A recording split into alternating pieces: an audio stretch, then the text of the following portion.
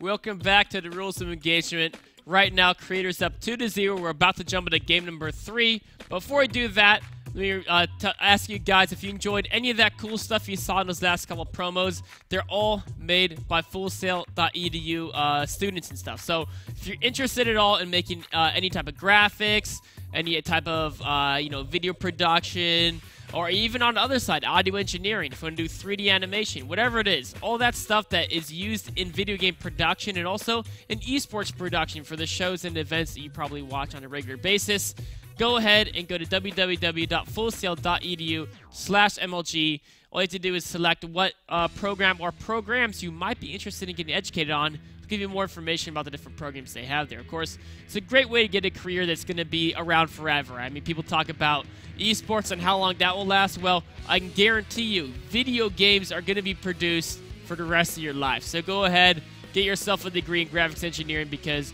it's going to be a great career for you. Very, very stable as time goes on. So now let's talk a little bit about Creator versus Nestea game number 3. And a couple things that are cool about this game is, one, Nestea goes for an early spawning pool. In fact, he gets over to 10 and a spawning pool right after that. So a little bit of a unique type of build there. Haven't seen that one for a while, but we're going to talk about how to utilize early pools against Protoss. Then we're going to talk about steps you can do to try to get back in the game if you're playing from behind. And then we're going to talk about executing a 2-base blink stalker timing from a Protoss point of view and the key aspects to focus on when doing that. So let's see if this game is up here. We're jumping into replay right now on the loading screen here. And what happens here, so he goes for an early pool. All right, we're just going to check this through Nestea's point of view. And one of the cool things is he does over a 10, then he gets spawning pool 10. And that's kind of a build, it's called the overpool. It comes from Brood War days when people did, of course, it was 9 back then. This applies a little bit different. I haven't seen it in Starcraft 2. It's a lot weaker in Starcraft 2 just because of the fact that you'd rather get the pool before the overlord to get the queen out faster. But, you know, Nestea, he harkens back from Brood War as well, so he might have fond memories of the build back then. But one very key aspect, if you go for this early pool, right, and you're coming in at the Protoss guy, the Protoss went for Nexus first. Right? So look at the hatchery's just started. The Nexus is almost done. The Zerg player has got to do some damage to find their way back in this game. Right? And whenever you're doing this, you're coming in, you see a full wall-off. Right? You see that they've got a nice full wall-off. What are you going to do? Right? What build are you going to attack? Well, pylons have less life, right? I would go for the gateway, right? Go for this guy. The reason why, you always want to go for the building that has the most surface area, right? Whichever building is the most exposed, you target. Because not only can you get the most number of Zerglings on it, right? I mean, this pylon, you can get like 1 Zergling, 2 Zerglings. This gateway, you can get like about 1 billion. I mean, I don't know if I got the size just right there, but the idea is you get a lot of Zerglings attacking that gateway, whereas on the pylon, you can only get 2, maybe 3, but probably 2. So always go for the 1. When in doubt. I mean, there's some weird exceptions, but when in doubt, go for your building you can get the most exposed surface area on because that's the one you're going to be able to kill. Of course, going forward, Nestea decides instead he wants to go for the pylon. And, as you can see here, only 2, maybe this Zerglin actually. No, I don't think it can attack that. And then there's only 4 attacking the gateway. He's splitting his attack, which means it takes a lot longer to break the wall. Not to mention the fact that the pylon can be walled in behind it, whereas the gateway would be much harder to build a wall. He'd have a lot of surface area to pull probes and preemptively dodge. Now think about this. He killed that pylon, right? The gateway finished at 315 life. What that means is that if he went for that gateway, those 2 extra Zerglings that did 400 damage, he would have killed it. The gateway would be dead, right? So, and if you kill the gateway, even if, let's say, the cannon finishes and the probes get in there, you can't do more damage, just killing the gateway sets every Protoss timing back by 65 seconds. Right? We talk about how big of a deal it is 10 seconds in a timing because that's the roach warren finishing and a few roaches getting out. Or 10 seconds is those roaches hatching and being in position versus them trying to rally to get in position. 10 seconds is like, the inject popping or not popping. It's huge. 65 seconds is like the world. That's a game-winning difference. So if you kill that gateway, the Protoss can't do timings. Like, they just can't. Any type of warp gate timing, it's going to be full minute later. It's not going to be effective. Even Stargate units, you have a little more time to react to them. whatever the Protoss does, you have so much more time to react to it. So going for the gateway is always a good decision. Going forward here, though, Nestea, of course, didn't get that gateway. So now he's playing from behind, right? If you're playing from behind, one thing that's always advisable, you can see here, the worker difference is not good for Zerg. When you're playing from behind, it's always advisable to try to go for cost-efficient units. Units that can potentially be cost-efficient. Game-changing units. You try to max out Roaches and Zergians and Hydralisks, you're just going to have a lot less than you would in a normal game. And it's hard to do... It's hard to do with, like, let's say what you would normally accomplish with... let me move this back a bit. You'd normally accomplish something with a 200 food army Roaches. Right? If you're set back, you only have 150 food, it's really hard to accomplish the same goals if you just have less, because it's a unit's based on its combat stats. It's got to get in there. You don't have enough to get in there and beat the army, you're just not going to be able to, there's nothing you can do. But if you go for things like Swarm Hosts, Mutalisks, Infestors, well, you know what?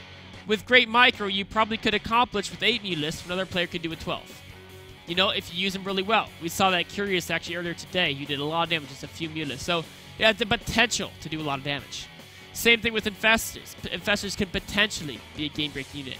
Swarm Hosts can potentially be a game-breaking unit. So if you're behind, go for some of those units, right? I would even suggest a 2-base tech. Just turtle up, 2-base tech it out, right? So you could, you know, instead of trying to defend 3 bases, you could just jump into this here, right here, and say, you know what? Maybe I'll take a 3rd base, right?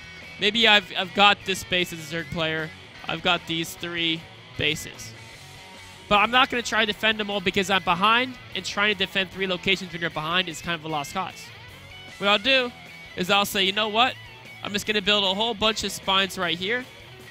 And then I'll just say, this base can die if he wants to kill it. I'll just mine some gas in the meantime. Play a 2-base tech. You know, it's not ideal, but if you try to play a standard game from behind, it's very, very difficult. So, well, it depends on the situation. If you're Terran, you can play a standard game from behind because you can turtle it out. But if you're doing anything where you're trying to defend a timing attack or execute a timing attack, it's very hard to do when you're behind. So, going forward in this situation, the next one we'll talk about is executing this 2-base Blink Stalker build that Creator Prime is going for. So, one of the important things is when you're going for 2-base Blink Stalker timing, you want to move out before you have Blink. Because you want to get across the map, you want to be able to engage right when Blink finishes. You want to be able to make sure the creep can't spread out any further. You want to make sure you're scaring the Zergs so they're not teching and they're getting more units instead. But it's very important to avoid any major engagements before you have Blink done. Because you won't be against speed leans, you can be surrounded, Roaches on creep are faster, you can take some losses, you have to use your force fields and your time warps. Right here, this is the perfect moment to fight. Because right here, if you as a Protoss player, you don't quite have +2 done. Right? So it's not perfect.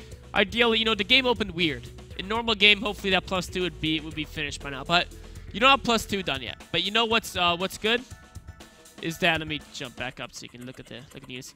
What's good is that you've got Blink done, and the Zerg, there's no road speed done yet. That's very important. That's when you can be insanely cost efficient. When you have Blink and there's no road speed. Because then you can Blink back in waves. Even when you have no Blink, you can kite against them off creep.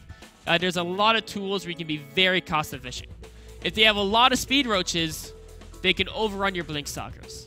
If you engage before they get speed, keep the Roach count low. And then when they do get speed, hopefully there won't be enough Roaches to overrun you. This is where you gotta do the damage before their speed completes. It's about a 30-second window. Well, it depends on the game. This game, I mean, often actually, here's the side. The reason why I don't see pros do this 2-base Blink very much is because everything goes smoothly. The Zerg will often have speed done by the time you hit. Their build's not interrupted. They do a 7-minute lair. They'll often have the 7-minute lair means that 8:40, the lair's done. And of course, speed being, I think it's 110-second research. Yeah, 110-second research, which means that at like 10:30, their speed will be done. So here it's 10:40. In a normal game, a Zerg speed should be just finishing, and they should defend a Blink Stalker tech. But if you're ahead, right? Remember we talked about potentially the Protoss could have been slowed by a minute. The Zerg player in this game started lair at 8 minutes because that failed early pull. So Nestea is significantly behind from that opening, and that's why there's this potential timing, which is why it was a brilliant choice he created to go for this timing attack knowing that in this case there'd be that gap where there's no roach speed. And so in this gap, you can engage here. And then, of course, right here, this is where you want to throw those time warps and force fields. So, I mean, ideally, you don't want to, again, you don't want to force field the whole army out, right? When you play those force fields, you don't want to cut a force field here because then the army retreats. You want to, this is your time to be cost efficient. You want to cut it like in half, right? And then the whole thing, put a big time warp over it, just to mess up their micro even more, so they're trying to run around. But the main goal is cut that army in half. So let's see exactly how he plays it. Of course, Guardian Shield is actually even more important. But here he's going to put the time warp there. And then he actually might just even save his force field, just use that time warp to slow the roaches down as they're running and use them one more time warp. Looks like he's just going to save those force fields. It's not that big a deal. The most important thing is focus on the blink micro and then focus on getting the damage done before he has roach speed. You can see our units lost tab. Zerg's losing a lot more to Protoss, which is exactly what you want.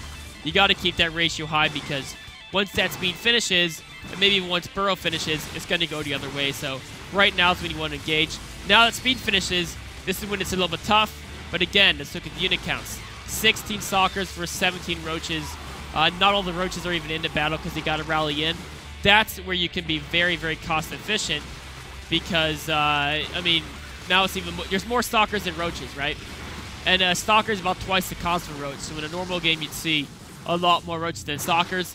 But if you get that very good trade in before this roach speed finishes, then by the time it does finish, you've got that unit advantage that it doesn't even matter. You can just overpower them by pure weight stalkers. We'll just put this fast forward just a little bit. We can see here, just going to power through. It's going to power through Nestea with just his pure stalker count. There's some roaches there, and with speed, you're able to close the distance, getting the shots. But with the number differential, the stalkers just overrun them. Creator takes the series 3-0 with very convincing play. So that's all with this basic series. If you're a Zerg player going for early pool, pick a villain to focus on, the most exposed one. Focus that down in the wall while you got the chance. The gateway is always a great option. Of course, if you're trying to catch up from playing behind, make sure to tech for units that have the potential to be very cost efficient. Infestors, mutalists, swarmhosts, spellcasters, mobile units. Don't go for the basic competition of Roach Hydra, which is a pure muscle-based competition. Because when you're behind, you're going to have less muscles. So this wraps up game number 3. We'll take a short break. Be right back with a Q&A.